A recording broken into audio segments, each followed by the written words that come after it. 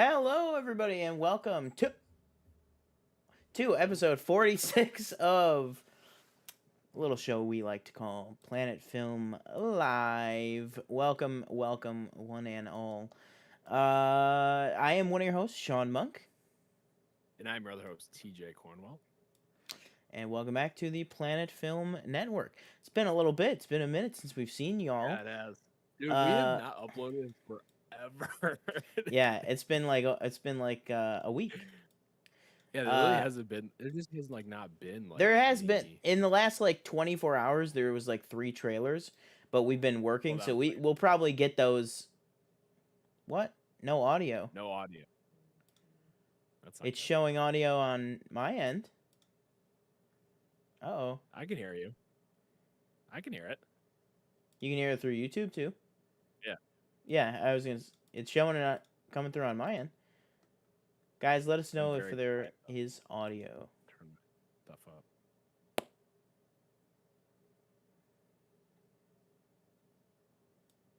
Okay, might just be Danielle might have had the audio down. Oh, might be Not the sure. sound bar or something. Just watching it. Maybe. Oh well, that went off without a hitch. All right. Well, thank you guys so much for joining us on this edition of no, but really.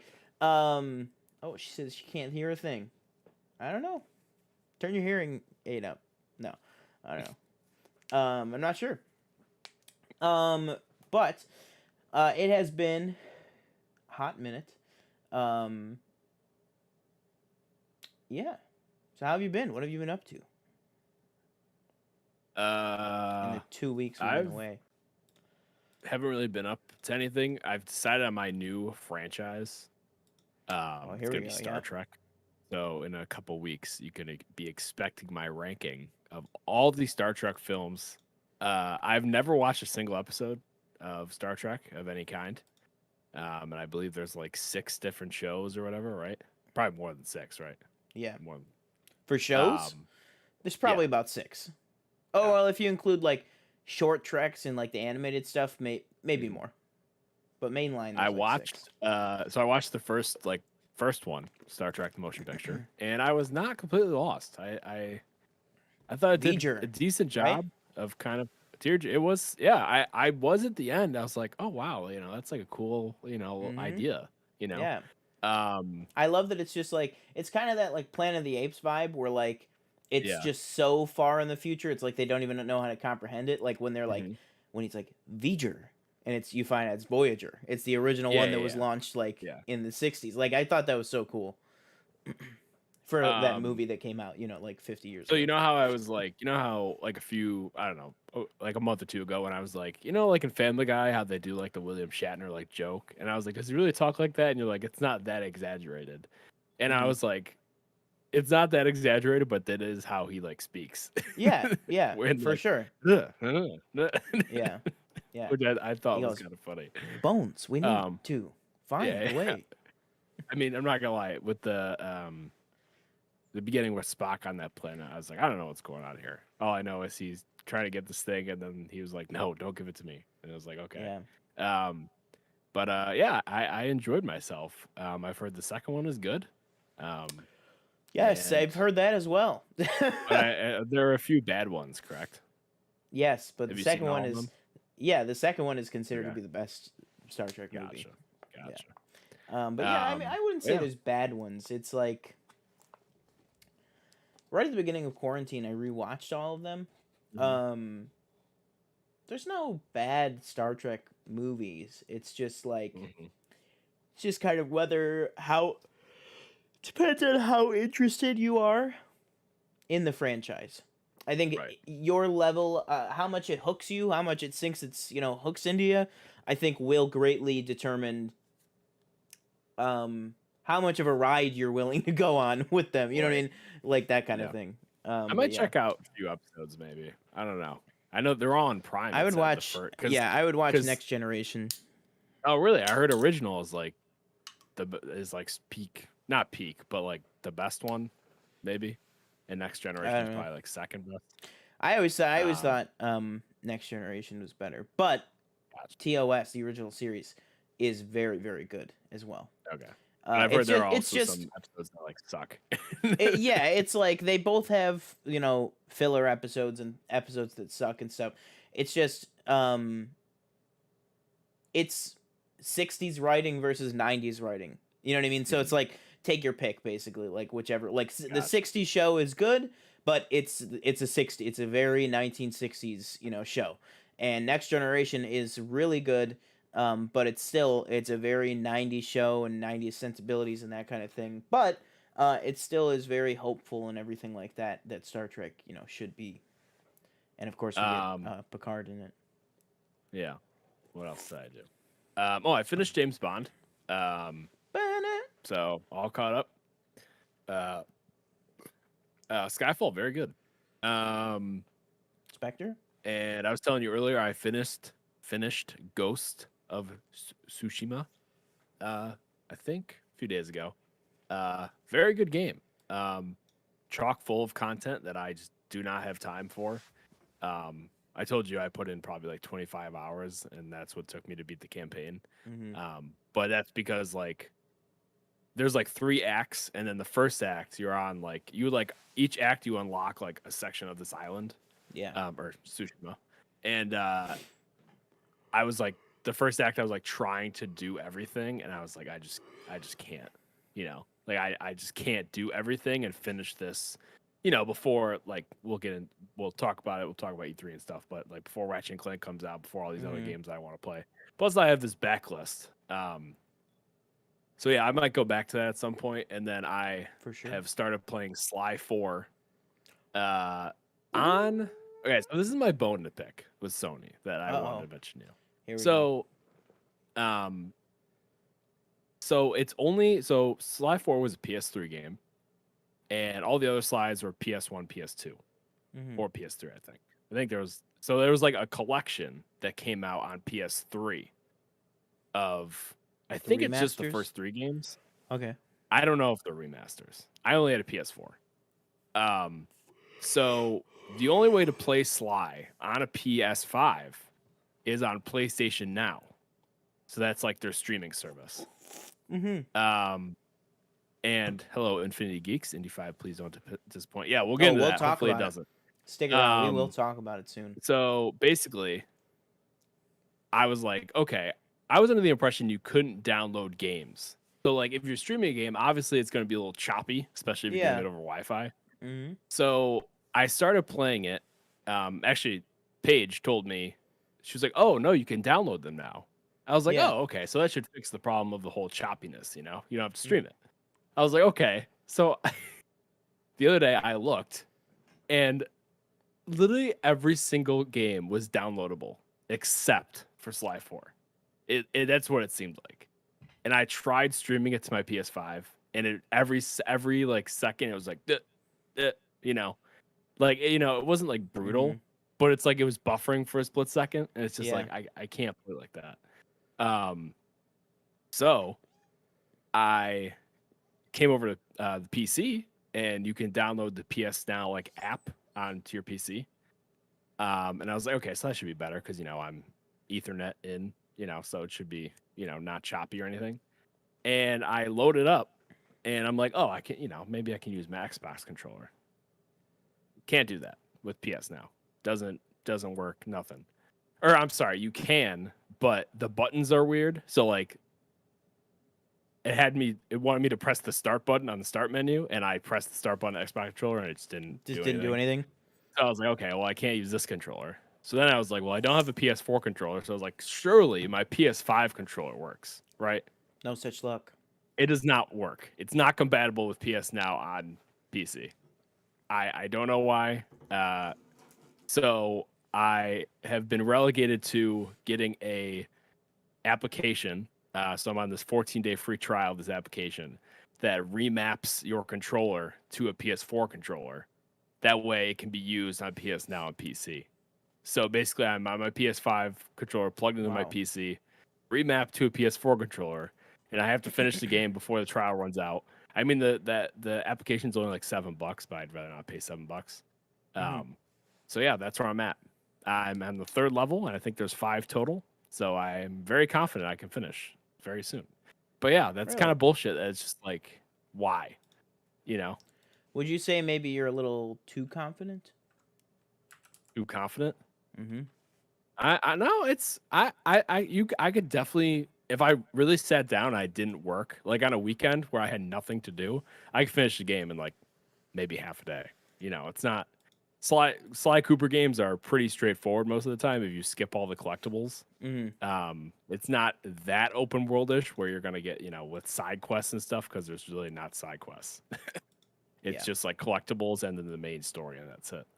Um, but yeah, I was pretty peeved and I was like, I could maybe grab a Ethernet cord and plug it into my router and drag it all the way to my living room. But I was like, you know Mm-hmm. what, I'm not gonna do that because that's a pain in the ass.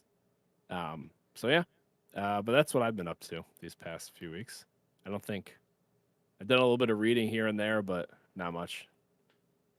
Nice. Very cool. Yeah. I oh well, I'll talk about what I've been up to, and then I guess we can do the Yeah, we announcement can up go into the top. yeah. Yeah, we can What? talk about it. Okay, I'll just talk quickly about what I've been Okay. doing, and then we'll head into that. Because we have been working still, even though we haven't been on camera. We've been having ideas and making things, and as you can see, we have kind of a big addition that we're going to talk about in Mhm. just a little bit. But yeah, I've just been watching stuff. Um, I've just been working on the channel, working a lot at my normal job. Um, but yeah, as you can see, I went to Six Flags recently. That was pretty fun. I did have a birthday, a day of birth, um, Good. in the past couple days. Um, I am now old, 22, right? 22. Yeah, Yeah, yeah, that yeah, sounds about right. yeah. Um, so that's fun. But yeah, I've been just doing stuff. I've been really getting into. I'm gonna put this question to you. I've been really getting into. Well, as I told you, I have been watching all of the behind the scenes making of the Star Wars prequels. Mhm. And I've got to say I've really been changing my outlook on Star Wars. Um, I have really been more recently, and I don't know if it's just because I've been watching so many clips of George Lucas and all that stuff, but I've really Mhm. come down hard, I think, on the sequel trilogy and everything that they did in the Last Jedi and everything. I was talking to Right. our friend Chris, who appeared on one of our episodes of Planet Council, um, and I re-ranked my Star Wars movies just because I don't know. I've just kind of been thinking about the franchise in a different light and everything, and I just thought to myself, what do I deep down? Which franchise do I like more? Mhm. Marvel, the Marvel Cinematic Universe, or Star Wars? What would be your answer to that? For you or just my answer For you. personally? Yeah. Um, I'd probably say I'd probably say Star Wars because I feel like I have a better background knowledge on Star Wars than I do Marvel. You know what I mean? Because Marvel Mm-hmm. is, years of comics and, source material that, is pulled, out Yeah. of everywhere. I mean, obviously Star Wars has its books and its comics and stuff like that. But a lot of the main focus I feel like is in the movies and the shows. So Yeah. yeah. Yeah. Yeah, that's the conclusion I came to too. I don't know. I don't know Mhm. why I was saying all of that so slowly. I was just trying to choose my words carefully because Yeah. I know there's a lot of people they have very strong opinions on the sequels and the prequels and everything in between.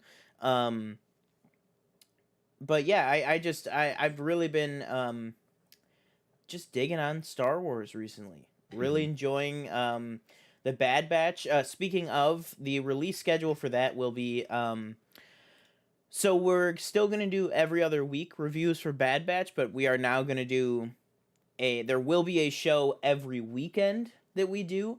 It's just going to be alternating weeks between Planet Hero and Planet Council.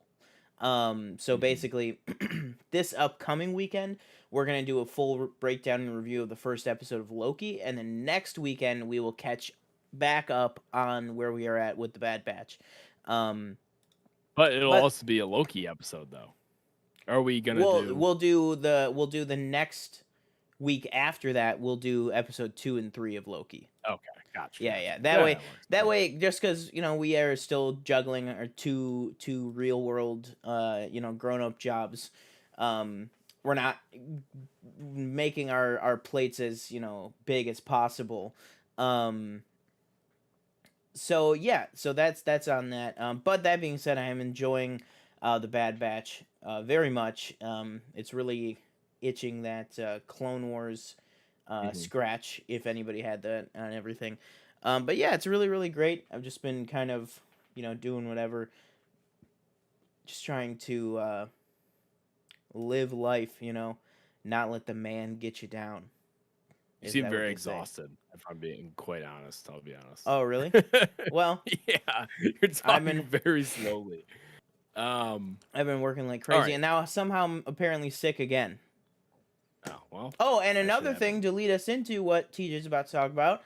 The past couple weeks, me and TJ have been playing a little Warzone, a little Knockout City action, and getting a little bit into the Vigima games lately. I have a feeling that if I sit back down in front of my PC and I play Knockout City, I'll be better than I am on PlayStation. I have to imagine, because those first 2 days we were playing, I felt like I was like killing it, and then we played on PlayStation and I sucked.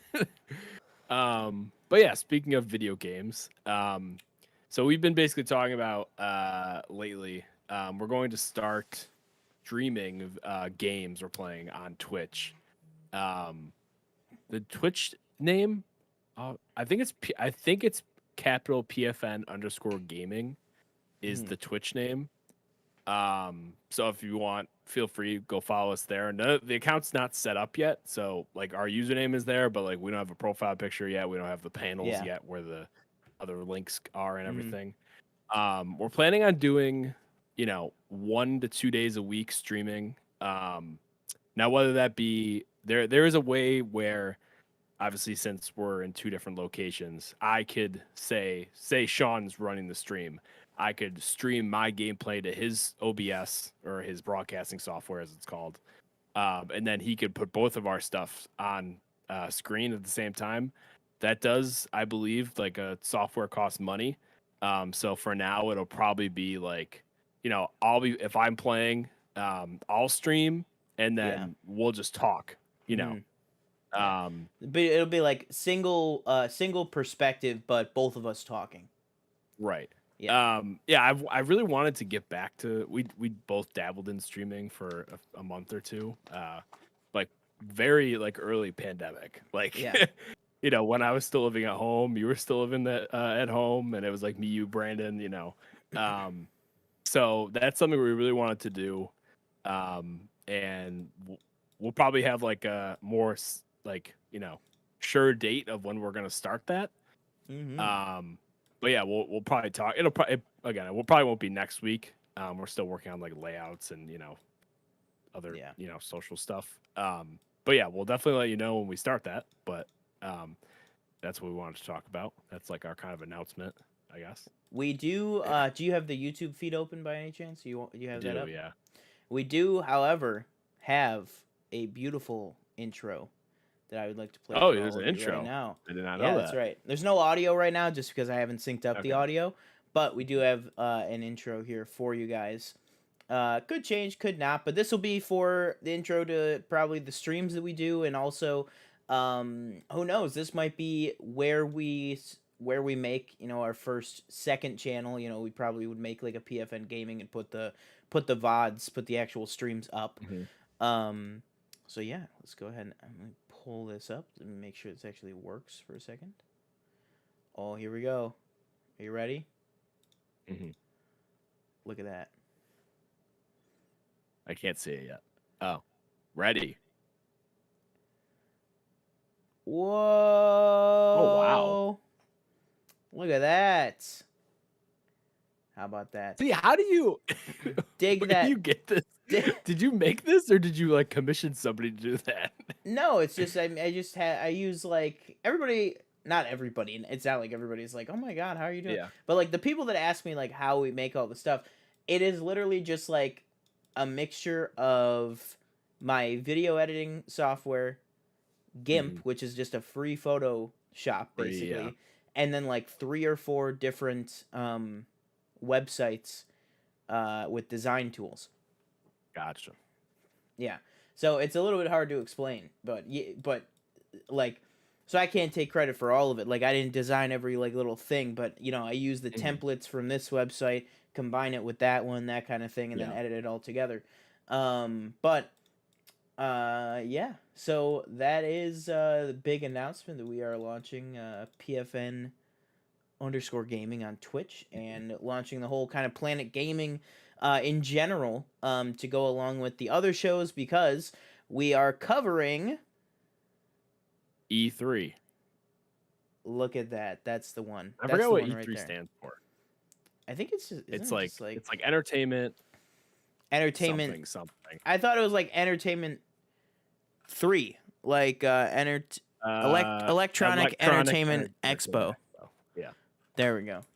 Yeah. Do we want to talk about that first or do we want to talk about news? Sure, we can talk about that first and then go to news. Okay. Yeah, so E3 is this yearly kind of expo convention type thing where all the gaming companies come and they show off what they're working on, whether that be, usually Sony or Microsoft will show off the new hardware, Xbox, new PlayStation, obviously those already came out this past year in November. So this year, the plan is to be streaming. We're going to live react to the Xbox conference, the Ubisoft conference, and Square Enix, and the Warner Brothers Gaming, which will probably be just me because I think Sean has to go to work. But yeah, I'll probably that stream should be Sunday, and I'll probably just have to hop off a yeah, couple hours early. and then obviously you'll get there's some other panels that I'm not very familiar with. So if there's any big trailers from any of those panels, obviously we'll be just doing like trailer reactions as we usually do. Unfortunately, they did say that there will be no updates on the Harry Potter game or the was it Gotham Knights or Suicide Squad? Suicide Squad, yeah, crazy. So that sucks. And then you're going to be getting also the Nintendo panel is on Tuesday, but obviously we will not be able to live react to that. It's at 9 a.m. Pacific, so that's noon Eastern. Yeah. So you'll probably be getting trailer reactions for that. I'm assuming they could be coming with something big, but Nintendo, they sometimes just don't do anything. So that is the plan for the upcoming weekend. So you'll definitely be getting a lot of content from us. And maybe I don't know if we want to maybe cut out some of the big if there's like a big trailer or something, we cut it out and do a separate video. Maybe we'll do that, but we're doing that on YouTube, right? Yeah. Or are we doing it on Twitch? Okay. YouTube, yeah. And so yeah, you can catch that here. I don't have the times. Actually, I do have the times in front of me. So Ubisoft is Saturday at noon Pacific, so 3 p.m. Eastern. Sunday is Xbox at 1 Eastern. Square Enix is 3:15 Eastern. Warner Brothers is at 5 Eastern. And those are the live reactions that we're doing. So yeah, that is what we will be doing for the weekend. Do we want to get into our predictions for E3? Any big predictions? Yeah. I think big prediction number 1. I think we'll probably see maybe out of WB. We'll probably see like some gameplay, some real life gameplay footage of Gotham Knights. Maybe if we're not getting anything on Suicide Squad, hopefully maybe they'll bring something for another one. I gotta say overall, as the whole convention, I don't know if I'm expecting anything massive. Oh, I'll say too, Tuesday with Nintendo, I'm sure they're probably going to unveil the new Switch because we know from leaks and Right. everything that that is There was going to come out this summer, end of the summer. They were saying that it was supposed to be there was insiders saying that it was gonna be announced before E3. Hmm. Obviously, that hasn't happened yet. Maybe it could Yeah. happen in the next 2 days. I Yeah. doubt it. There's also I'd be remiss to mention this. Before E3, there's an event on Thursday, which we won't be live reacting to or anything. There's supposed to be some premieres. Is the Summer Games Fest hosted by Jeff Keighley? He's kind of been in. I don't know exactly what he does, but he's been in the game industry a long time, and he's been putting on these events. He usually does the Game Awards Hmm. every year, and then he's been putting on. I think it was last year, the first year they did this is his Summer Games Fest. It's kind of like a kickoff to E3, but he'll definitely have they'll definitely have some big, trailers during that. So you'll probably get some trailer reactions during that too. Um, yeah. So that's your prediction. Yeah, One of your predictions. that's my big prediction, because otherwise I just Okay. don't really know exactly what might be coming out, what might be happening. Yeah. Um, but um, I am hoping for the new Switch announcement, just because I want to know if it's something that's worth my time and money to get. You know what I mean? Like, or if we just wait for the next, totally new thing that Nintendo is going to be doing. Mhm. But yeah. I think like the new games, like obviously Breath of the Wild 2 is coming out at some point. I think like that will be a big push for the Switch Pro, because no matter if you're docked now or if you're doing handheld, the Switch like chugs with games. Like it's like, Hmm. it's not like a PS5 or an Xbox where it, Yeah, is no. 50 million teraflops, It's as they an say. the Nintendo Switch. I hate to break it to everybody. The Nintendo Switch is a like 10-year-old Android tablet, Yeah. basically. Yeah. So yeah, I would hop on that bandwagon of maybe there's a Switch Pro announcement. Um, Again, it's been leaked like a million times, I feel like. So they have Yeah. to say something. Um, I'm hoping for a Breath of the Wild 2 update as well. Um, and I am hoping for a Metroid Prime 4 update very soon. More Breath of the Wild 2, because how butthurt I was the last thing Nintendo did when they were like, yeah, Yeah. no news on Breath of the Wild 2, but here's Skyward Sword HD. It's like, fuck off. Yeah. you know? But yeah, I'm hoping also, I know they won't. I'm hoping Nintendo's like, all right, here are all the games, N64, SNES, GameCube, Wii, everything. Here it is on the Switch Online platform. I know that's not what's going to happen, but I really hope that that is something that they have in their back pocket. Hmm. Um, as far as what else we got? Square Enix. You've mentioned it to me. There was talk of a Guardians of the Galaxy game apparently being a thing. Hmm. Uh, I don't know. Like, I'm hoping it's not like Avengers at all. I don't know if it is. Actually, now that I say that, I don't know if it is Square Enix that's doing it. I It think might be it was somebody Square else. Enix. It was. I think Okay. so. Um, Obviously they're gonna have, some Avengers stuff as well there. I think they're doing Black Panther stuff. But yeah, I'm interested to see if this Guardians of the Galaxy game is like a real thing. And kind of what the setup is, if it's multiplayer, if it's single player, if it's online. Um, as long as it's not, more Avengers. I know obviously Avengers has its fans, but the It's not game just, us. came out not great. And I Yeah. was hyped for it too, man. I was Oh, so for hyped for that game. sure. Absolutely. I mean, a lot of people were like, yeah. Like I said, I just wish it was more. I hate to say it because I know it's like not everything could be that, but I was like, I just wish it was more like Destiny, Hmm. like with loot and everything like that. Yeah. What else? Let's see. Ubisoft. Okay, so this is my big hope. I am hoping. I know I know that Sony will not be E3 for Hmm. now. And I know they won't unless they do something at Games Fest. I don't know if they are. like part of that at all. Because they usually do their like little state of play things or whatever they're called. Yeah. I pray to God they teased. If you've seen images lately on Twitter, Insomniac and Oh teased yeah. Sly Cooper in Ratchet and Clank. You know, they're opening different portals. They had Sunset Overdrive. They had Ratchet and Clank. I think there was a Nathan Drake one. Mm-hmm. I hope And that Horizon Zero in Dawn as well. Horizon, I pray to God that either Sony, comes out of nowhere and says, "Oh, we have a state of play," the week after E3, or, "Oh, we do have something to show you." I hope that it would be like a Sly Cooper either 5, and I know it won't be a Sly Cooper 5, or like some sort of collection to PS5 to It'll probably be remaster all 4 like games. it'll probably be like a new like one new level for Uncharted 4. Yeah, it'd probably be Like something. it'll probably be that. But because like the people who made Ghost of Tsushima, those are the people that did the first 3 Slies. Mm-hmm. I don't think that's what they've been working on since Ghost of Tsushima Yeah, came I out. was gonna say what a difference. Yeah, exactly. What a difference in they did Infamous too, I believe. Mm-hmm. Sucker Punch.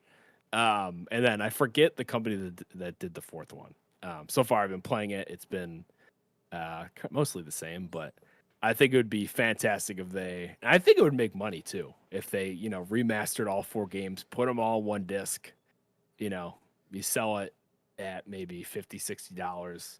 I think that would sell. Hey, 80 or 100. I feel like, yeah. No. I mean, obviously, when you think PlayStation characters, you think like, God of War, or obviously Uncharted, or Ratchet and Clank, or Crash Bandicoot. I know he's cross-platform now, but he started off on PlayStation, if I recall. Yeah. Correctly. But like Sly is, in my opinion, is up there with those characters. So Oh, I yeah. definitely think that's something I would sell.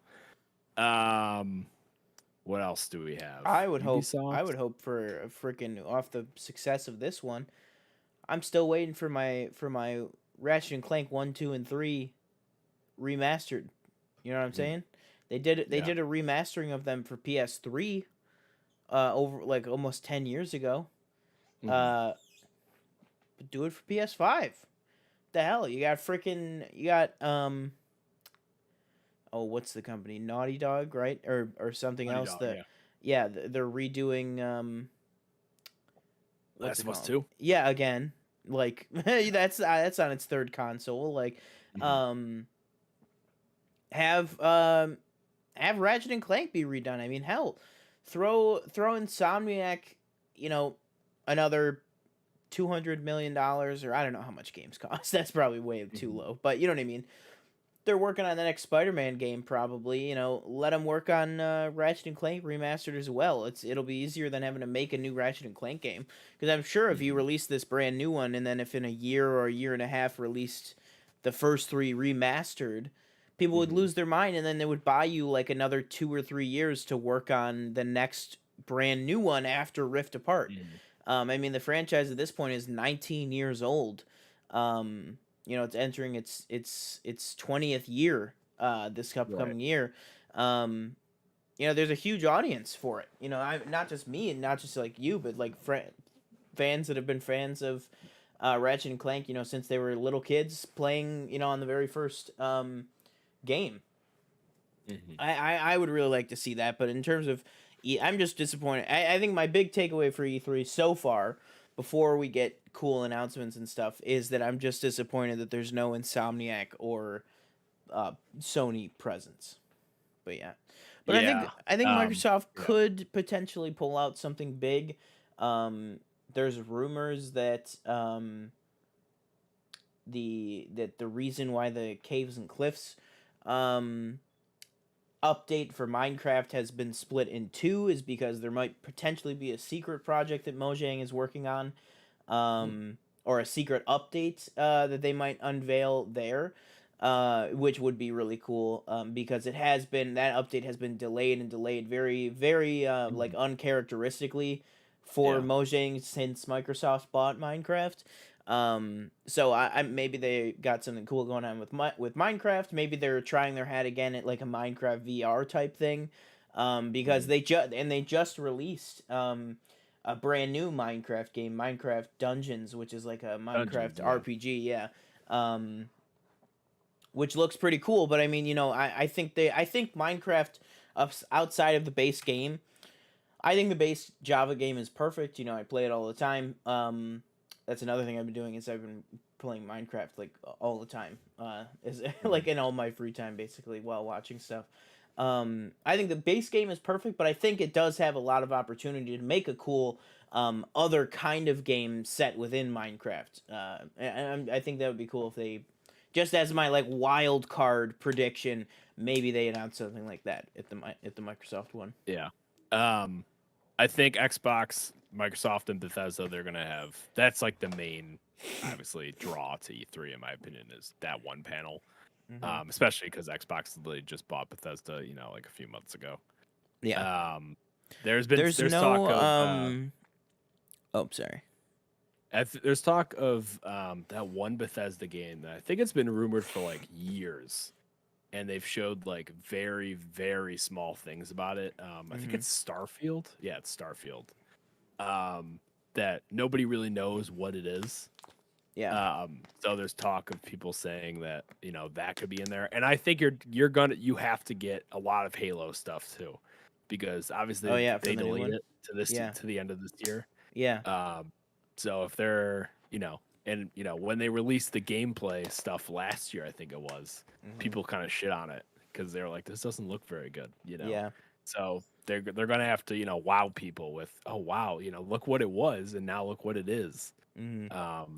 Because I always like, I think like Xbox is like, obviously they have Game Pass. If you don't have Game Pass, you have an Xbox, you need to get it. Because it has like a gazillion games on there for the price of like $15 a month or something like that. Yeah. Um, but I've always said that Xbox's biggest weakness is like they don't have any exclusives. Like they have Gears of War and It's Halo, and that's true. it. Yeah, In it's my true. opinion, there's probably a few more, but Hmm. I think Bethesda maybe comes out with Starfield or something like that, and it's an Yeah. Xbox exclusive or something like that. Yeah.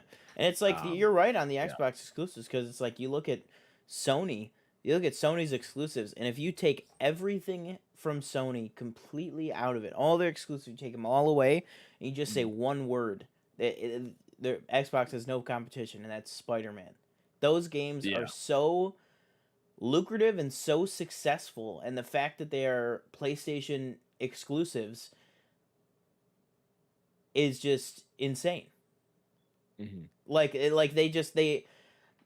you're right. Like Xbox just Yeah. literally it's you look at those two franchises, what do they even have beyond that? And then you look Ratchet Hmm. and Clank, Uncharted, this, that, like everything in between that Sony has been rocking for 10, 15, 20 years. You know what I mean? Whereas Xbox is just, they need to understand that a mediocre step up in a Halo game is not enough Yeah. to, Halo needs to be big. Like it needs to yeah, be exactly. rework everything that Halo is usually like For sure, about yeah. every year. But and just I'm looking at this, we might not stream the Warner Brothers panel because I think they're just talking about their one game, Back for Blood, because their panel's only half an hour. Oh, okay. So I don't think there will be anything like ridiculous or Gotcha. I don't even know what Back for Blood's about. Mhm. So that's one we probably actually won't stream. Yeah. Unless they do the great like, oh, we The have one more thing switcheroo. for you. Yeah. Yeah, But one then more thing. we'll do a You're trailer react. breathtaking. Yeah. Whoa. Do you have any do you think there's a celebrity appearance? Although I think it's still digital this year, but there could still be celebrity. Um maybe? I don't know. Maybe I not. think maybe The Rock shows up or something for some game. I don't know what it would Maybe, be, yeah. but maybe some Microsoft game. Another thing, the last thing that I think we'll close out on E3. Another Yeah. thing I just realized is with Ubisoft, maybe we get a new like Trials game announced because I think the Oh, last yeah. Trials game was like 2019 or 2018, I Mhm. think. So we're probably due for another one of those too. I don't really know what else they Yeah. might be announcing. I know they're going to be talking about the new Rainbow Six, I believe. Oh yeah, that's true. Yeah, yeah. Um, Not Quarantine anymore. It's I forget what it's called. And maybe I was not a fan of this game, but I know it was pretty well received. Maybe a new Mario versus Oh, rabbits. Mario ver. Yeah, you know Raven Rabbits? I Those know little him. characters? I know Yeah, him. you know the Mario game? Yeah, I know it. Yeah. Let's get let's get something crazy. Let's get the Nintendo. I want to get some sweet DLC characters announced for Mario Golf. Give me like Is Mario Sonic or Golf this something. week? Or is it next? This week There was a Sonic announcement. Did you not see this? for Mario Golf? Like a new no, like a new Sonic game, like 3D. Oh, Yeah, oh, you didn't see this? nice. No, I didn't see that. Oh, Sega, they did like a thing like a week or two ago. Because it was like their 30th anniversary or something like Oh, that. I did see. Well, I Um, saw that the voice actor was coming back after that like controversy. yeah, he's doing or they're doing like a they just teased like a 3D Sonic game. Yeah, So yeah. that's pretty cool. But yeah, those are kind of our predictions. Hopefully, again, I'm very excited. These conventions always like especially like these gaming conventions. They always Hmm. get me hyped, like just watching, the live streams and I was doing like for instance when 2019 when Keanu came out, like that was so hype. Yeah.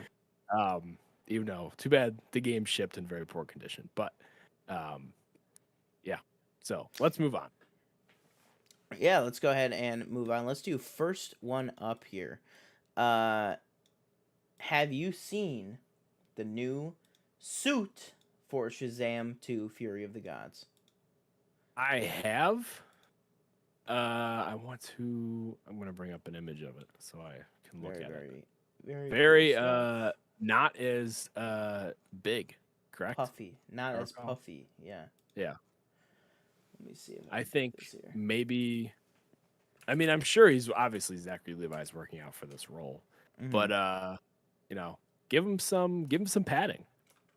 I mean the suit did look like it almost did look kind of, like he maybe like couldn't move in it. Yeah. Seemed But a I feel little like it looked good restrictive. enough. Yeah. Yeah. What the hell was it? I searched I'm trying Shazam. to I thought find it it would as come up. well. Shazam. There it is. There it Yeah, is. like he definitely looks like, thinner. Mm-hmm.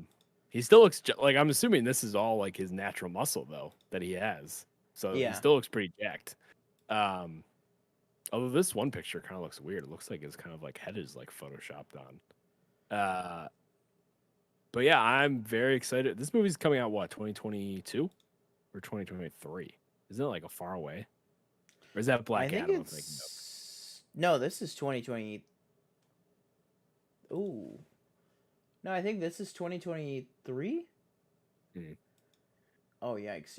You're confusing me now. I'm getting all messed up. All right. No. I'm not saying that. I just mean I just can't think. Coming soon ish. Probably would have been a good idea to. Come on. Give me the freaking title card. One light on. Do it. I am so frustrated with Twitter right now. Mhm. But yeah, I think it's 2023. Sorry. Yeah, sorry for the confusion. I think it's 2023. I think Black Adam is 2022. And then this comes out just a little bit after it. But we did have director David F. Sandberg on Twitter, or I'm sorry, on Instagram. He did a series of he did a Q&A series. And he cleared some stuff up about the sequel. Namely, is Dwayne The Rock Johnson going to be in it? And he said no, he will not. You'll have to see his own movie, and then he said eventually, the characters will cross over.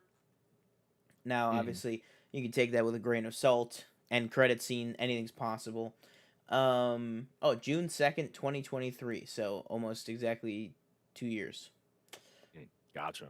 Wow. Jesus, 2 years. Oof. Tell me, you got to do that much work on a Shazam movie? That's what I was thinking. Yeah, well.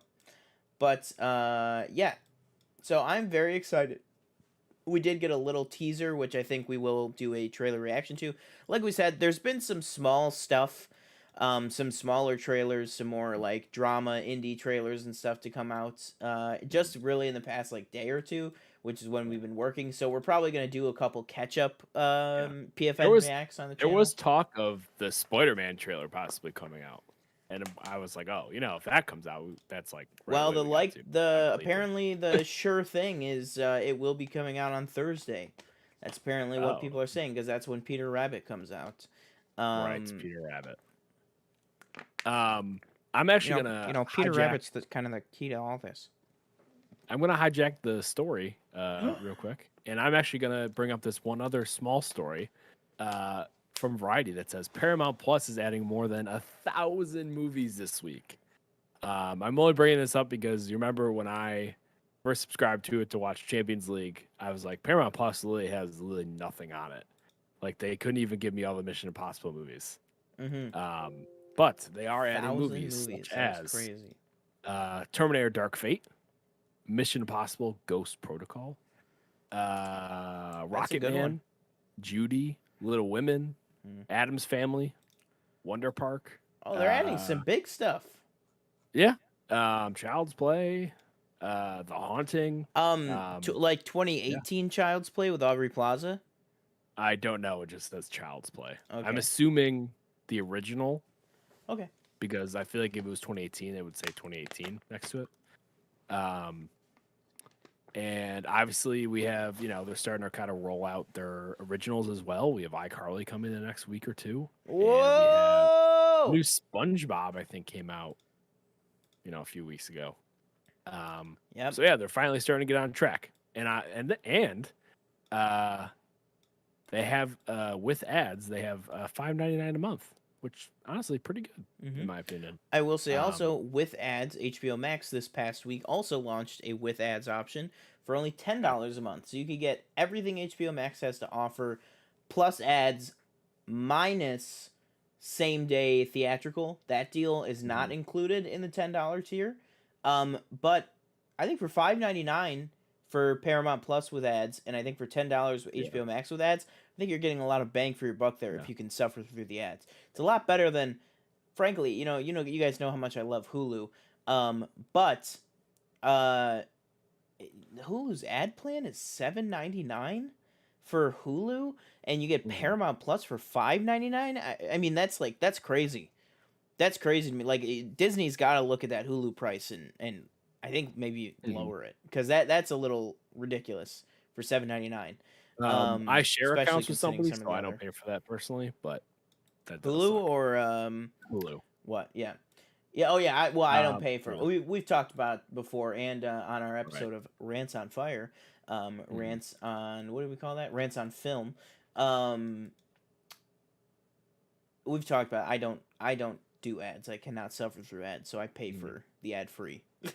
So, but I will say, like, $7.99 for Hulu with ads, way too overpriced. $11.99 for Hulu without ads, I think it's underpriced. I think that's pretty good. Yeah. I think that's pretty good. Like, I'm definitely okay with my Hulu price. Yeah. Danielle, there honestly is a chance that we might, probably not a separate video, maybe in like a Tuesday show, we'll just be like, oh yeah, iCarly, what'd you think? Oh. Because I think, I'll be honest, I'll probably watch it. Listen, I don't know how many episodes it is. Planet Shay is coming. We got the logo. We got the logo coming out. Oh my God! Should we tell them about the Saw joke with that? Imagine waking up. Do you remember that on Twitter? I think I might have sent it to Danielle, that tweet. That was so freaking funny. That was funny. But yeah, so good on Paramount for hitching their bandwagon. Yeah, that's a big addition. Yeah, for sure. Especially, I was expecting you to say. Including, like, I don't know if these are Paramount movies, but like She's All That, like you know what I mean, like those kind of things. But you were saying some heavy hitters. I mean, you got a lot more Mission Impossible movies coming. You got some big titles coming. But yeah, speaking of big titles, are you familiar with a television series called The Boys? I am indeed.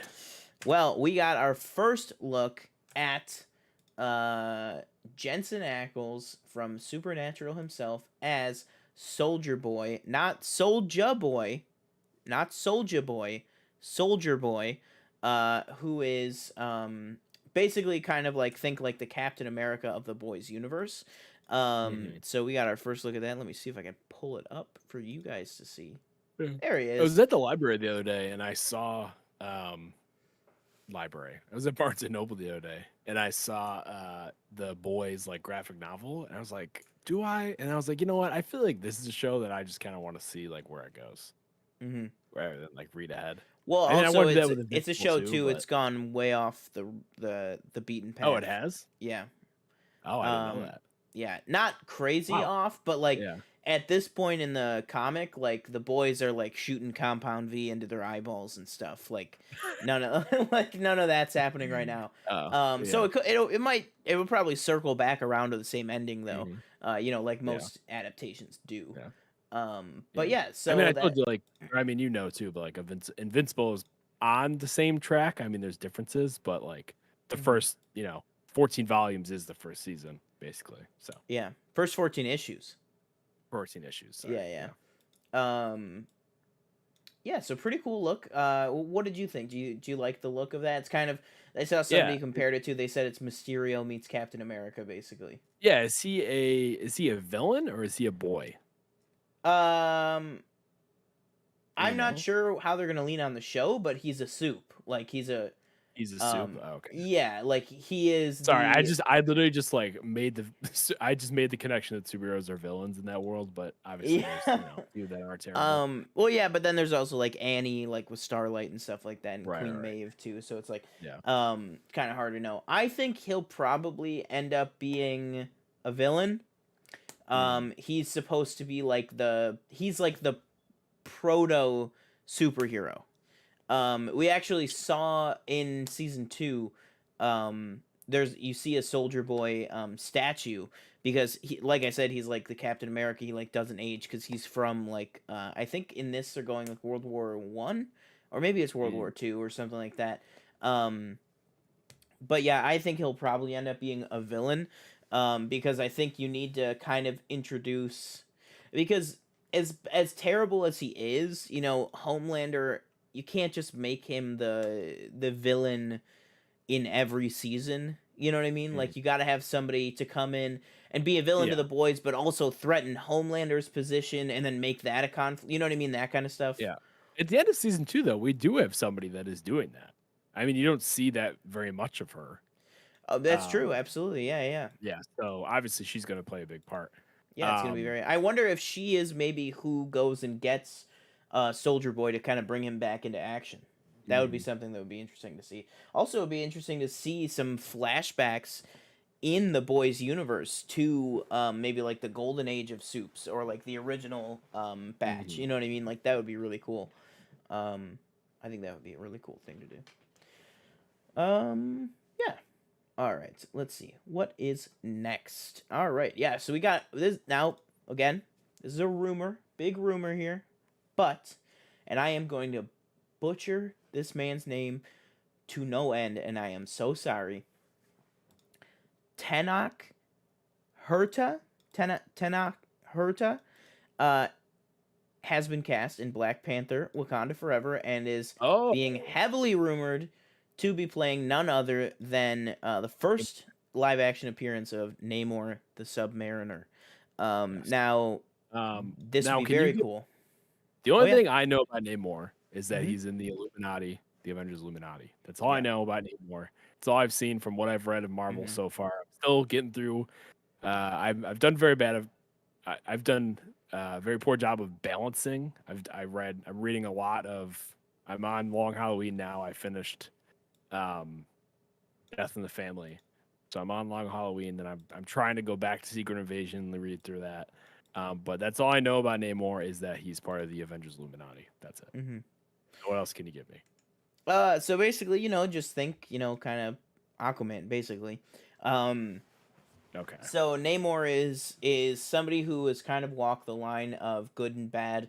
Namor had been the rumored villain of Black Panther 2 for 3 years at this point. I think people have been speculating that he's going to be the villain of Black Panther 2. Now with, Chadwick passing and everything, they might have to shuffle a few things around, maybe more of an anti-hero, but he is somebody who, if he were to start out as a villain, he would definitely go on an anti-hero arc and then eventually wrap around to, a hero, somebody that the audience can root for. Right. But that being said, he is kind of like a morally gray character. But I don't know a crazy amount about him other than this would bring another kingdom into the MCU. This would explore everything with Atlantis and undersea people and everything like that, which I think would just add an entire new dimension to the MCU, which already, you can look at, they have aliens, they have secret nations, secret societies, secret races living on Earth, the Eternals, the Inhumans, mutants, the X-Men, all that stuff. So this would just kind of add a whole new layer to it. And I think taking the actor out of it, I just think that Black Panther is a great place to introduce Namor, because it's, he's kind of got that same vibe as T'Challa, who obviously, unfortunately, at this point won't be in it, but yeah, I'm very excited to see this, if it is true, because again, this is just currently right now it's just in rumor territory. It's coming to us from the Illuminati website, which is reliable. They do have a good track record. It's just at this point we have to stress it is in rumor stage. But yeah. So I think that'd be pretty cool. Cool news. Let's see what else. Ooh, we want to talk a little John Wick. John Wick, yes. Baba Yaga. So we have Bill Skarsgård and Donnie Yen joining Mr. Keanu Reeves. Yeah, joining Mr. Keanu Reeves in John Wick 4. So Bill Skarsgård is, of course, Pennywise and a bunch of other stuff. Great actor all around.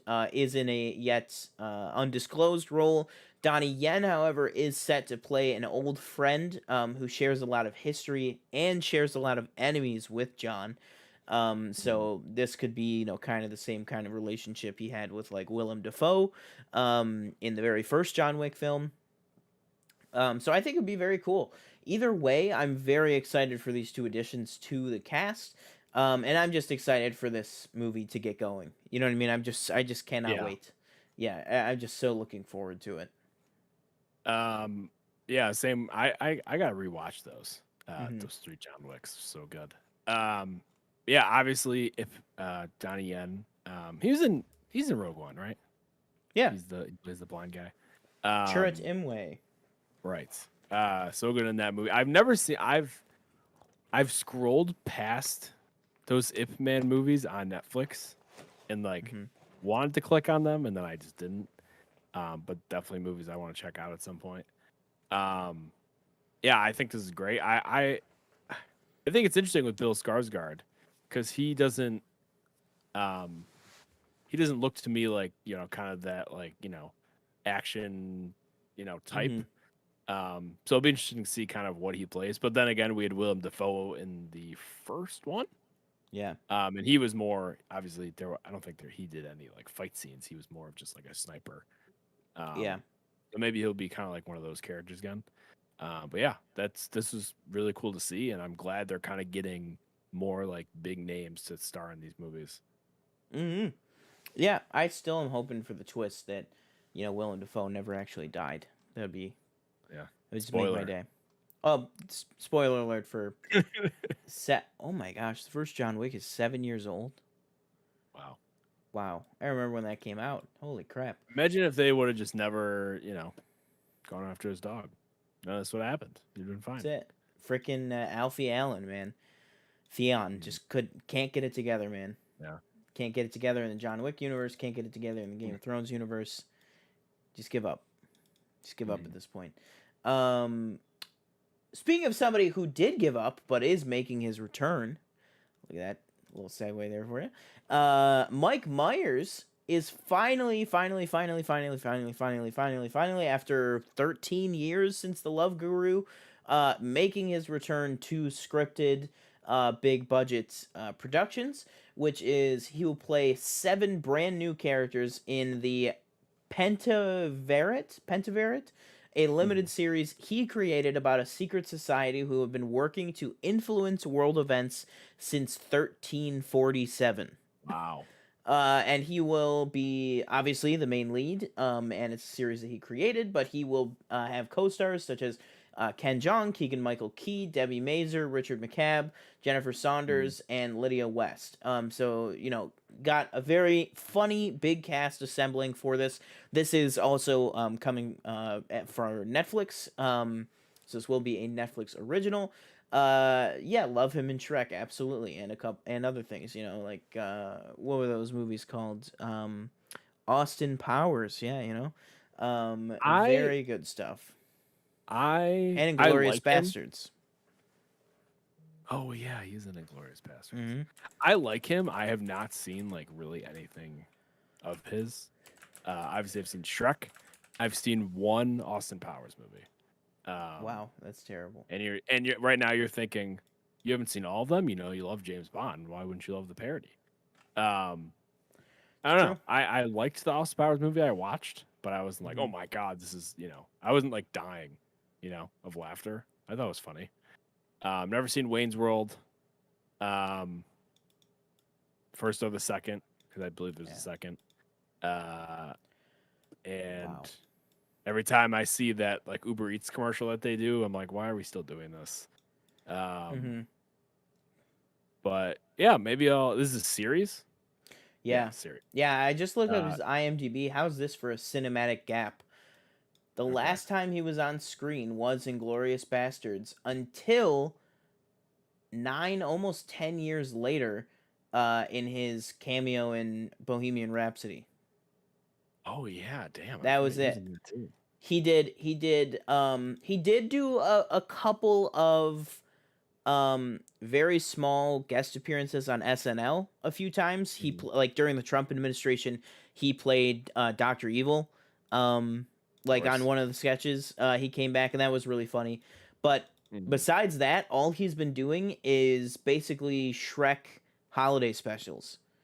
No, literally, like it's like it goes Inglorious Bastards, Shrek Forever After, and then Scared Shrekless, Shrek Swamp Stories, Donkey's Christmas Shrektacular, Shrek's Yule Log, Shrek's Thrilling Tales, and then SNL, and then Bohemian Rhapsody almost a decade later. But now he is got this show coming up, another untitled Netflix project, Austin Powers 4, and he is going to be in that huge ensemble David O. Russell film. He's one of them. So I'm glad that he's one of those actors that he had what you have to admit is a terrible film in The Love Guru. It was just terrible. It did terribly at the box office. He admits that it's terrible. Everybody knows it was bad. Oh, it's terrible. Well, yeah, does the director admit it's terrible? I don't know. But it made him depressed for a long time. That's why he thought that he was the only thing he's directed. Oh, Mike Myers directed it? Oh, no, it's the only the thing the director directed. Gotcha. But Mike Myers has been vocal in some, like, he hasn't been going all around town saying it, but he has been vocal that for a while he thought he couldn't be funny anymore. Like he thought he just lost it. That's why he hadn't been in anything. He'd basically been doing Shrek stuff to pay the bills, because obviously he's probably making. Really?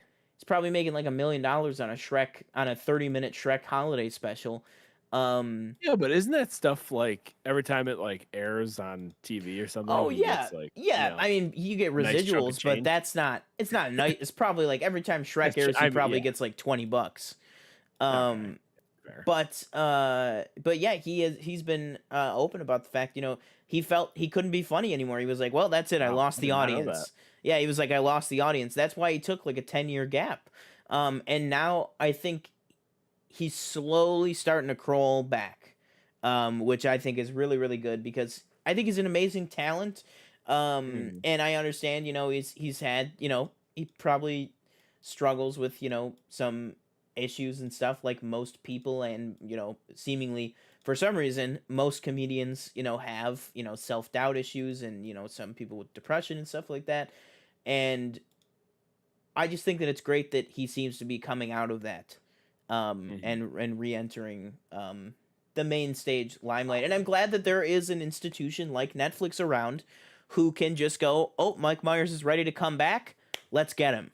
You know what I mean? Like that kind of thing. He doesn't have to, like, Mike Myers doesn't have to go like, knock knock Hollywood, like, I'm ready to come back. Like, does somebody have a project for me? Like, no. Netflix is just like, all right, let's give this guy $20 million, give him a project. You know what I mean? That kind of thing. Which I think is really, really great. And I hope that this show is really good. I don't know if you can tell by my passion about me talking about this, but I'm a very big Mike Myers fan. So I really hope that it works out for him, and I hope that it works out for us fans as well. I hope that it'll be a good show. And then I'm also looking forward to him being in the David O. Russell film. Say what you will about David O. Russell, but I think that movie's gonna shape out to be pretty good. Yeah. One other news story that I have I'm gonna hijack your news stories. Oh yeah. The last.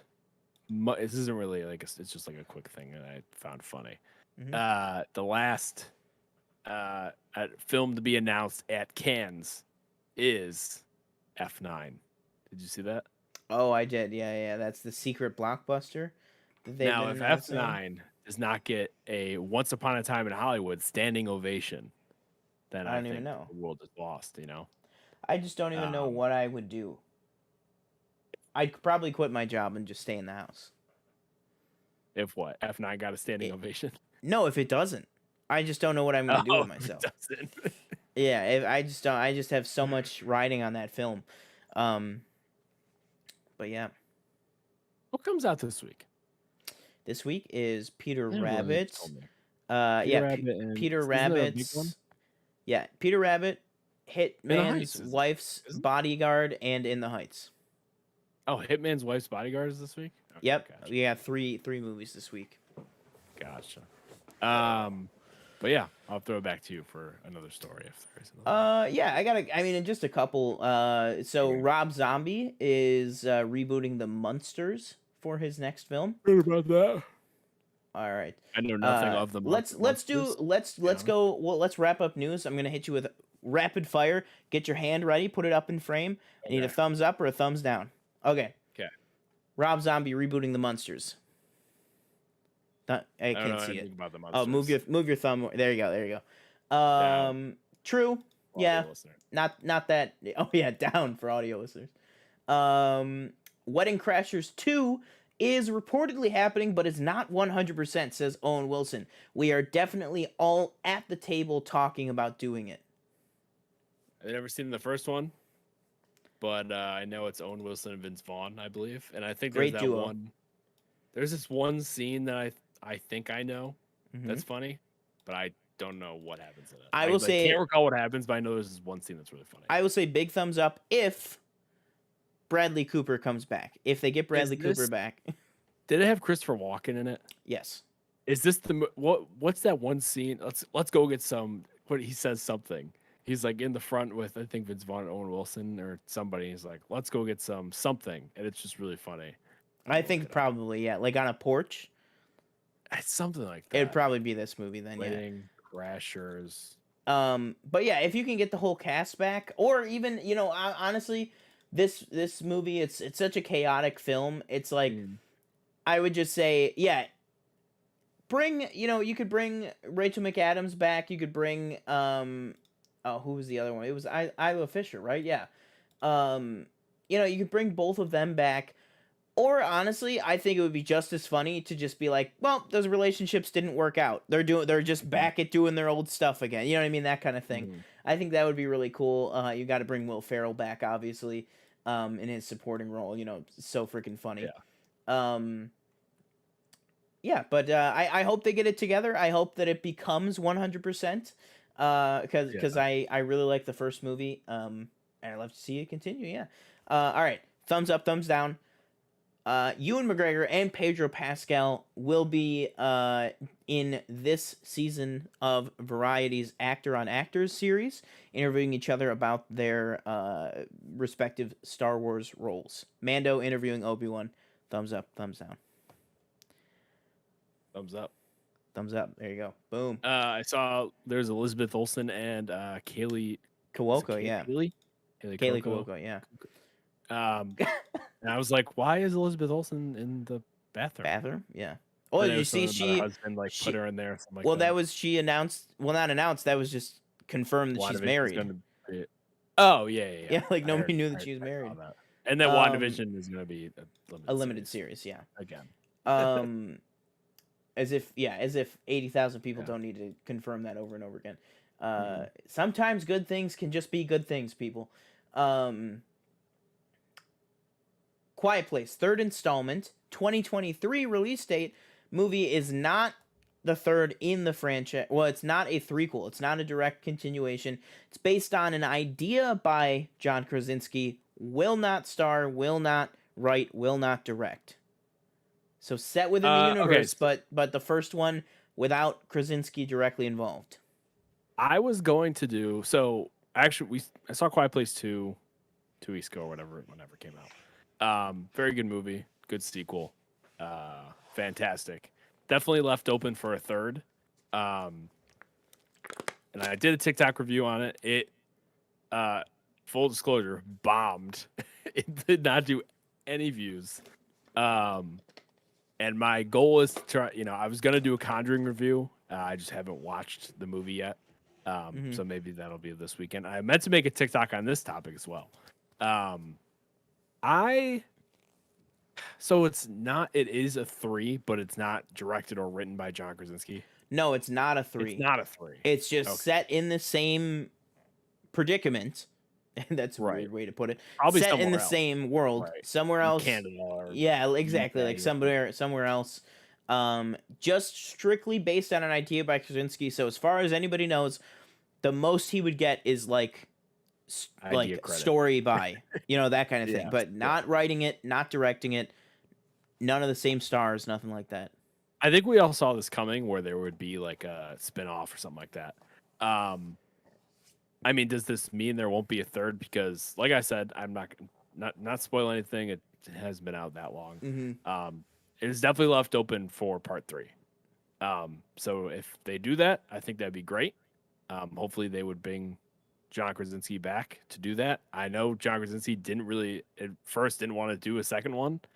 But then he, had this idea, and then he, obviously made the second one. But so I'm interested to see kind of what they come up with.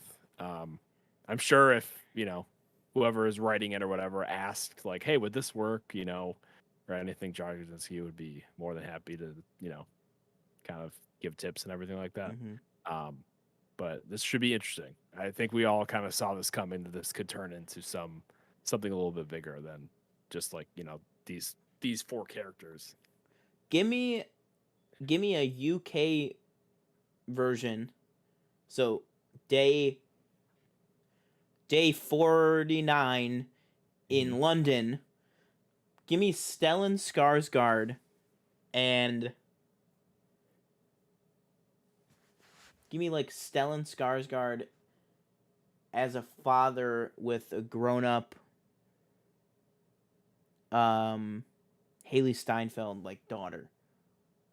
Give me that. Like, give me like a family dynamic still, but not just the same, with the mom, the dad, and the kid. You know what I mean? Not the exact same thing, but like the same stakes as like a family, so just as like a little fan cast or whatever. But yeah, I think a lot of this, it would just hang in the cast. It would hang in the cast, and it would hang in what the idea is.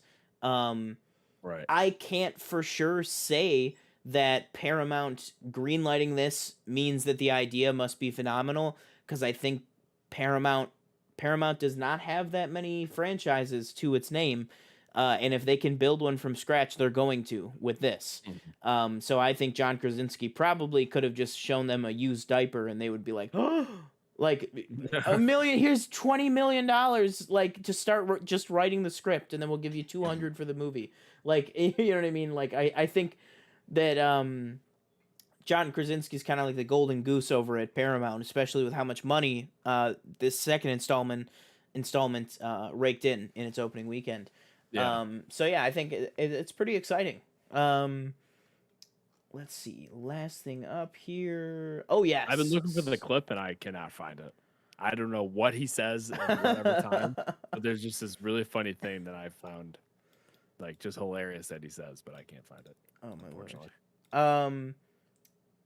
Andy Muschietti, the man himself, took to Instagram to let us know that the Bat is back. Now, did you see this picture of the Michael Keaton Bat suit? I did. Very Watchmen-esque. Boom! Look at that. Da-na-na-na-na-na. No, that's not. What did I just do? That's the X-Men. That's the X-Men theme. Yeah, look at that. Batman got a little blood on him. Whose blood do we think that is? We think that's Barry Allen's blood. I'm gonna guess that's Ben Affleck's blood. Just kidding. You think Batman kills Batman? He says, "I'm the real Batman." Yeah. Maybe Barry Allen's blood. I don't know, but I think it'd be cool for if the Flash and Keaton's Batman get into a little scrap before they realize, who they're dealing with. It was very Watchmen-esque. Yeah, for sure. Yeah. Yeah, I'm just super excited. It just goes show us that, holy shit, Michael Keaton is back playing Bat. You know what I mean? Like, it's just crazy. But the more the merrier. I hope the movie ends up being good. I guess we're just kind of collectively as a species moving past the Ezra Miller video. Don't really know what to do about that. Still gotta look forward to the movie though, because I don't make any decisions in that situation, so I can't really say anything. I don't know what the hell's going on with it, but just the movie on its base, I do like Ezra Miller's interpretation of Barry. I really didn't like it, and then I really loved it with the Snyder Cut. I think the Snyder Cut, and I'm not saying I know that this movie isn't going off of what happened in the Snyder Cut. I'm just saying I think hopefully Andy Muschietti is going to give Barry that more classic Barry Allen feel that he had in the Snyder Cut.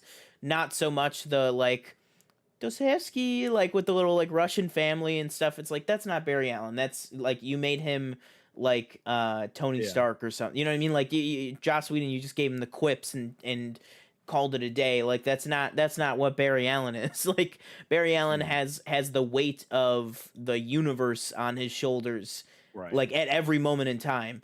But also he uses his levity to break through that, and I think the Snyder Cut showed that pretty well, and I hope Andy Muschietti goes off of that interpretation of the character. But yeah, I'm super excited for this. Speaking of actors on actors, and speaking of Ben Affleck, I watched today at work actors on actors, Ben Affleck and Sacha Baron Cohen. Great video, fantastic video. They talk about Borat. Wow. They talk about Borat, Trial of the Chicago 7, and wait, Ben Affleck is in this. Yeah, and then they talk about The Way Back. Yeah, it's actors. Does Sasha say, "Oh, so how's J-Lo? How's?" Nah, I'm just kidding. No, this is from a couple months ago. This is like before the Oscars. So he still has the Ana de Armas cut out in the background. No, I think this was during his Lone Wolf. It was remember when they saw those pictures of him where he was like scary skinny, right? I think it was recorded during that. Like daily Dunkin' Donuts. Yeah, I think he had the Dunkin' in his hands. I think he just grabbed it right before. But no, seriously, quick plug for actors on actors as a whole. Go to the Variety YouTube channel. Those videos are all fantastic. Rants on Marvel vs. DC. That's a good. Rants on Marvel vs. DC. There you go. Yeah. Oh yeah, if you guys like Rants on Fire, we are very, very early, but there might be a review coming up on this channel once a certain show reaches its conclusion of season 2. That's all I'm saying. Keep your eyes peeled on the channel. You know what I mean? That's all I'm saying. Review might be a little too sour for some folks. See what I did there? Real quick. Speaking of relationships, did you see the picture of Taika Waititi, Tessa Thompson, and Rita Ora? I did. Good for them. Did you? I did. No way is that real. I don't know. They were getting man, do whatever you want, but like I was like, okay. I mean, no. Sorry. I think we were talking about two different things. What were you saying? I was saying like Oh, you saw this that Marvel was not happy. Yeah, With, I don't believe that for a second. I don't think they care at all. Why What would like fuck what? off? Like, Yeah, exactly. I Like, get it, but it's and like, also fuck off. oh, you don't like how my dating life is. Do you want me to Yeah, release Thor 4? I could just tank it in the edit if you want. I could yeah. accidentally delete the whole movie. You know what I mean? Like what the hell do you want? Like, Okay, I don't know what they have backups and backups on top of backups. I think of I know. I'm just any saying, movie they produce, Taika is such a lucrative quantity over at Disney. It's like, right? what are they gonna do? Yeah, Like they would not be, and they definitely would not be so angry that it leaks to the right. press. Like it's so, and especially also if you track that back, it started with "We got this covered." So take that with. This is one of those pictures that showed up on Twitter. I was like, oh, wow. But good for him. Yeah, good for them. Crazy stuff. It's a crazy world we're living in. It's Taika Waititi's world, and we're just living in it. All right. So speaking of Marvel, let's talk about the god himself, the god of mischief, Loki. So obviously, we are gearing up tonight. In just about 6 hours from now, we will be. Are you staying up? Yeah, I'm gonna stay up. Yeah, Oh, I don't have work. Well, I don't have work until 6 p.m. tomorrow. So, so yeah, I'm gonna stay up for it. All I know is I saw one tweet because the reviews came in, which we could talk about first for a second. The reviews came in, and I guess they're allowed to reveal this much, but they said that there is a fight sequence to "I Need a Hero." The song "I Need a Hero." Yeah, it will never be as hype as Thor coming down to Thunderstrike. Is that what it's called? That song in Thor 3 Ragnarok. Yeah. No, I don't think anything overtopped that introduction. Not even an introduction. Like, you know what I mean? That entrance. Like the entrance. Yeah. I had seen that. I saw one tweet that said the first episode was not great, but it seems like everybody else thinks it's good except this one tweet that I saw. So I'm not. So I'm assuming because apparently the first episode has a lot of exposition. That I guess maybe this one. As I'd assume. I mean, yeah. You're setting up the multiverse. Like, do you want me to tell you? People have said like where it starts. Do you want to know that or no? No, I'm okay. Okay. Yeah. But yeah, I'm very excited for it. Yeah, finally. I had. It really hasn't been that long. I feel like Falcon Winter Soldier really just ended like 3 weeks ago, but. Yeah, literally, it's like gap. Finally we took. Yeah. Meanwhile, we had like a 16-month gap previously. So yeah, a couple beats of information. First episode is 51 minutes. Second is 54.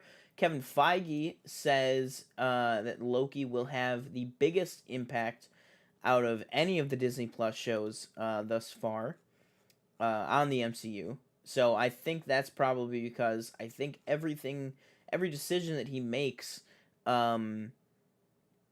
will, I think affect the timeline. And I think that cleaning up from WandaVision and cleaning up from Loki is what Doctor Strange 2 is all going to be about, which I think is really, really cool.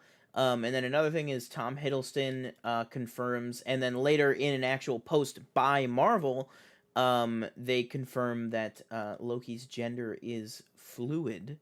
So he says, "Oh yeah, sorry." What does that mean? I read that. I was like, oh, okay. I don't know what that means. Well, but okay. I don't know the complicated, meanings in real life, but in this, he, obviously we know he can shapeshift and everything. He can just bend his gender at will, basically.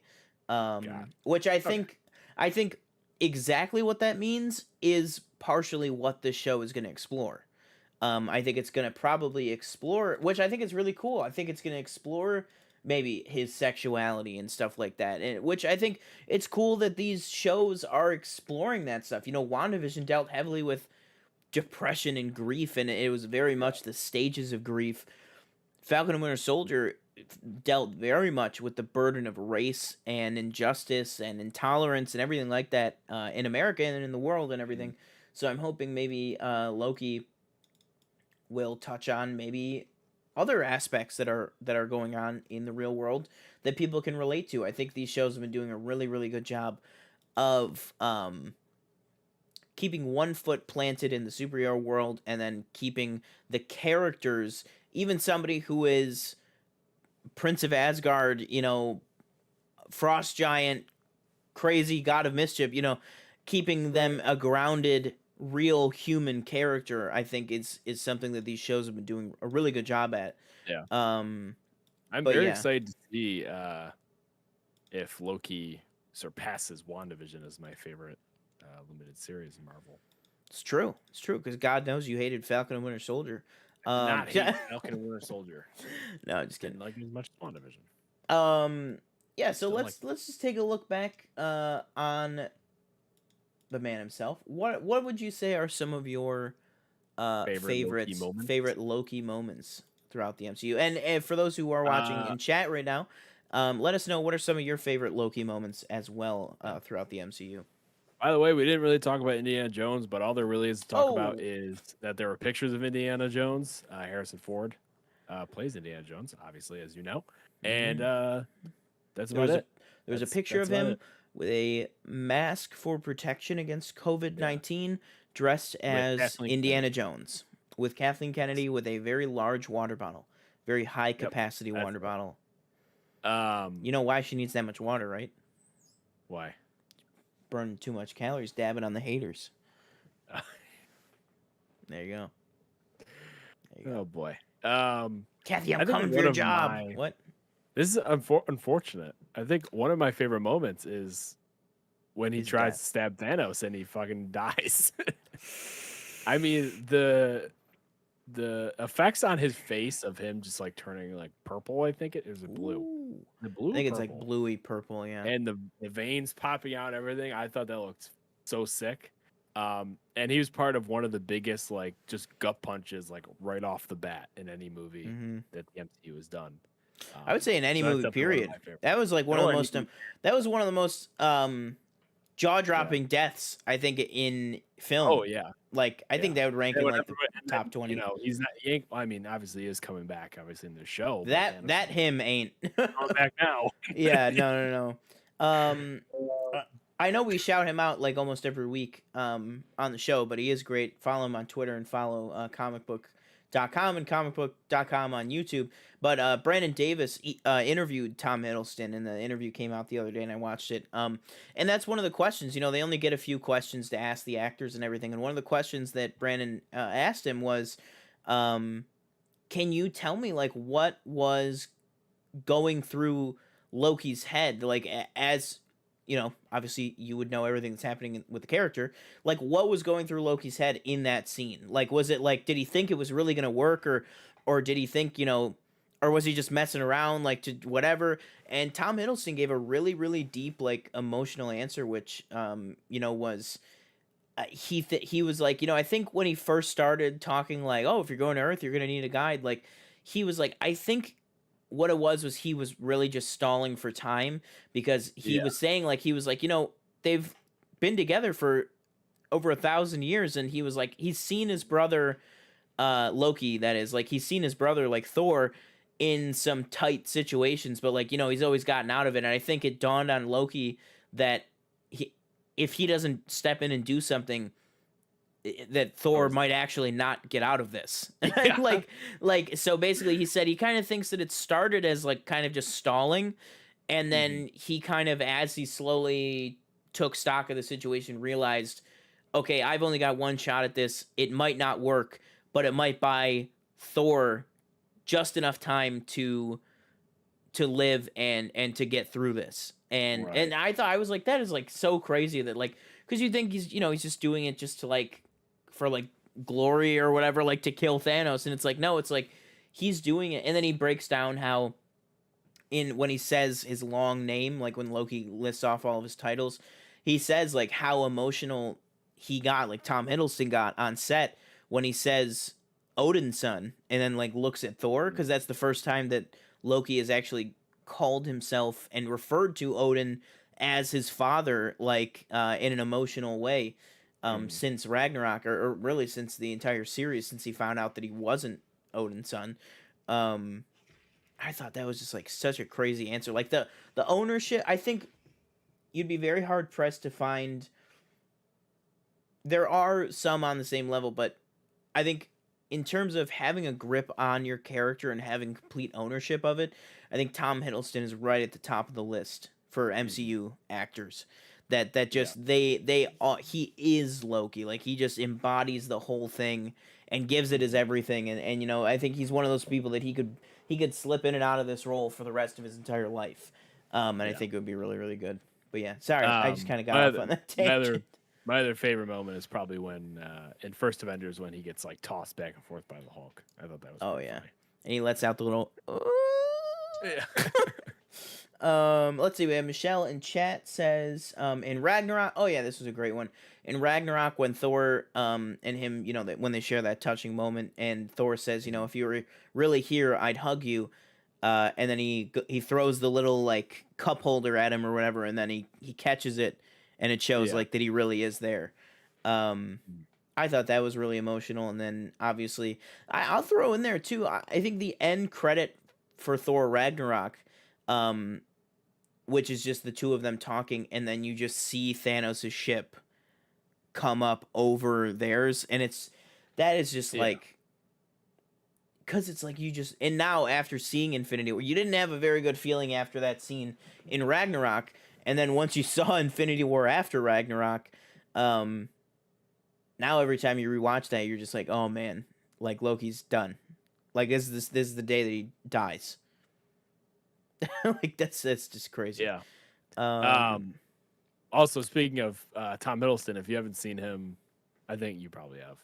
I don't know how many times he's been on the Graham Norton show, but there's this one clip of him that he's always in like the compilations that they make. Oh yeah. When he's on with like Robert De Niro and he's doing like his impressions.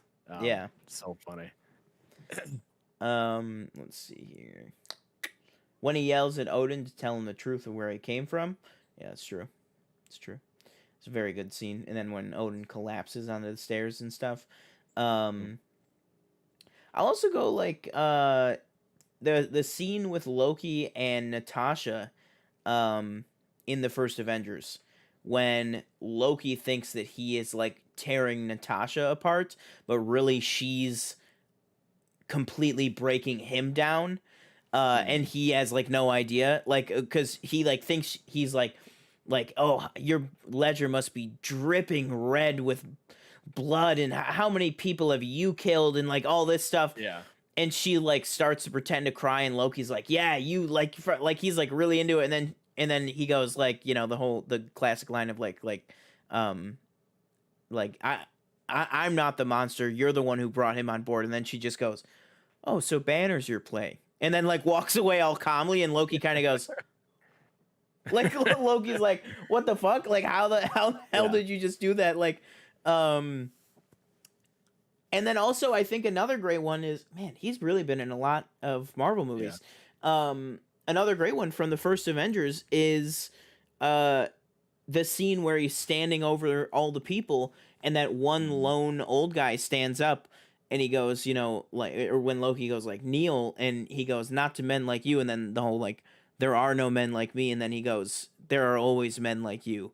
And it's like, and then Loki kind of has that moment of hesitation too. And it's like, it's sad because now when you look at Loki's entire arc, you realize like that was when he was absolutely the most like lost, when he attacked New York. Like he was the most angry and alone and like power hungry and stuff. And you could tell like there's moments of hesitation where it's like he almost doesn't want to be doing the things that he's doing. Like he knows what he's doing is not right, but he's like, well, if I'm never gonna rule Asgard, or if I'm never gonna have this, or if I'm never really gonna have a family, I'm just gonna burn the whole effing place down. You know what I mean? And like take out Earth. And then there is some expanded material in comics and stuff that actually show that his mind was influenced by the Soul Stone too, or by the Mind Stone as well. Sorry, so he wasn't really acting himself as well.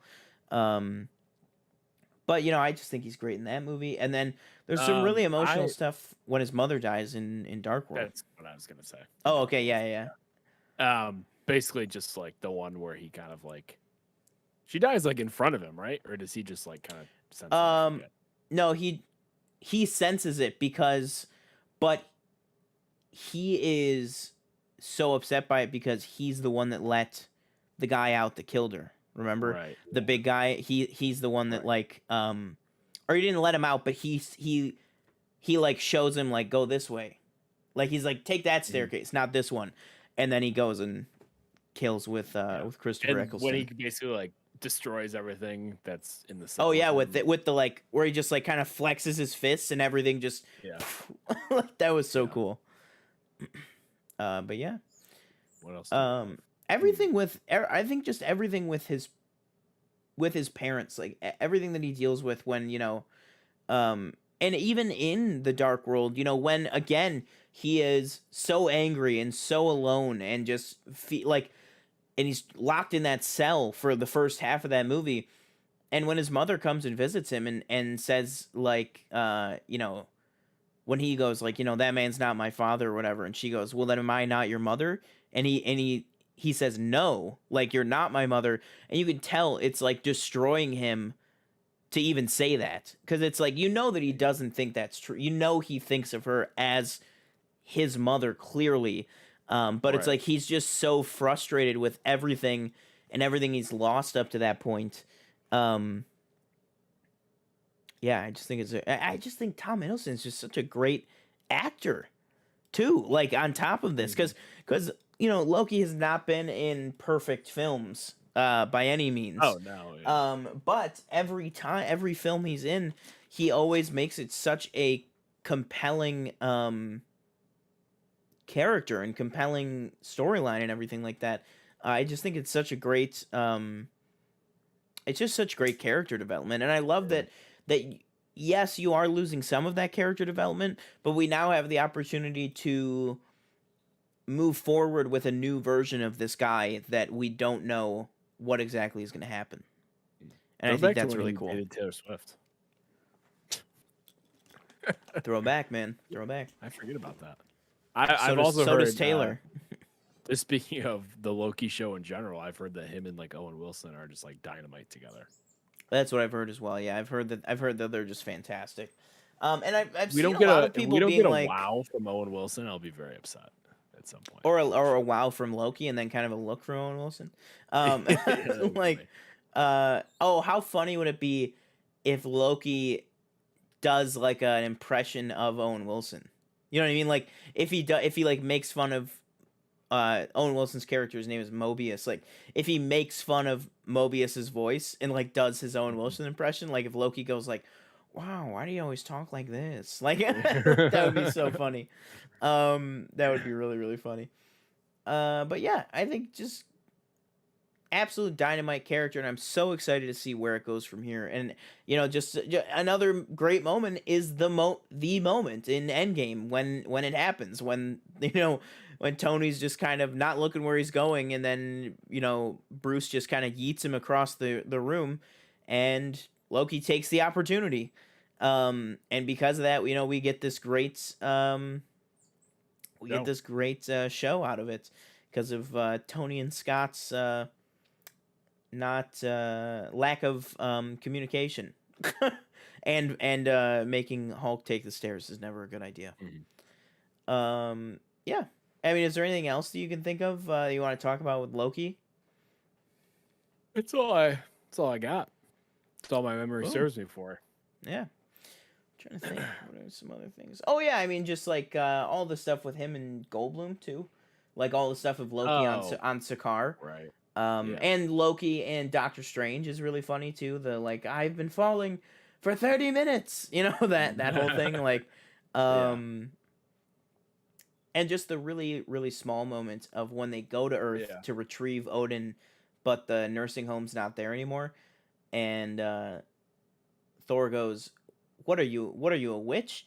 And Loki says no, and Thor goes, "Why are you dressed like one?" Because he's in all black, and then Loki just goes, "Hey," like he just says it like that, like like he's so upset that his brother like doesn't like what he's wearing. I just think that's so funny. Yeah. Finale. Jumping right to the finale. Final question for you. Do you think there are any cameos? Oh, who's Mephisto? Probably Loki. Yeah, it's probably Loki from another timeline. Do you think there's any cameos? I think we might see some cameos throughout the show. And then I think also, yes, I think in the finale, I think we probably will get a big one, which would be very cool. We say this every time, and it never comes true. So, or the past two times. We got cameos in Falcon and Winter Soldier, right? We got, no, not really, I guess not. Who did we get? I'm gonna go. I mean, we got Rhodey in the very first episode. We did, yeah. Yeah. I'm gonna go. Chance Robert Downey Jr. shows up in the very first episode. No. Well, I mean, if he's looking back at his memories, he will. Yes. Yeah. Give me Rocket in one of the episodes. Rocket Raccoon. Oh yeah. Yeah. Oh, maybe like a different. Maybe like a different version. Well, the other thing is too, we could get different versions of these characters too. So you could get a version of Rocket Raccoon that's like French and wears a little beret. That's not even voiced by Bradley Cooper. You know what I mean? Like that's the beautiful thing. Yeah. Like think like the Rick and Morty approach, like where you could have a multiverse version of Drax who's played by, like Stephen Amell instead of Dave Bautista. You know what I mean? Something like that. I think that would be really really cool. I think he will. I think he will see his mother. Interesting. Might see a little Rene Russo showing up. Yeah, that'd be really cool. But yeah, I think we might get maybe a cameo. Maybe, I don't know. I'm not getting my hopes up for it. Like you said, we're 0 for 2 on that.